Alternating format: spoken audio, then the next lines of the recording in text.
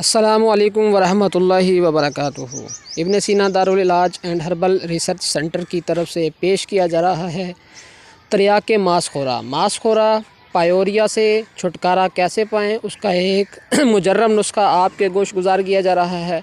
मसूड़ों का ख़राब होना, पीप और खून आना, सोते में खून आना, दांत और मसूड़ों में दर्द होना, मांसखोरा पायोरिया लगना, इसका एक बेहतरीन मंजन और त्रियाके मांसखोरा के नाम से इब्न सीना दारुल इलाज एंड हर्बल रिसर्च सेंटर की तरफ से पेश किया जा रहा है। इसका नुस्खा नोट फरमा लें। इसमें आपने डालना है जी असफंज सोख्ता 3 तोला, सेब सोख्ता 6 तोला, मरमक्की 3 तोला, फिलफिल गर्द 1 तोला और गंधक आमला सार 3 तोला। ये सारे अज्जा अच्छी क्वालिटी में साफ़ सुथरे अज्जा आपने लेने हैं और इन सब दवाओं को आपने बारीक पीस लेना है। सिर्फ़ असफंज सोख्ता और सिप्पी जो है वो अलहदा रख लेनी है पीस के, और बाद में एंड पर इसको मिलाना है।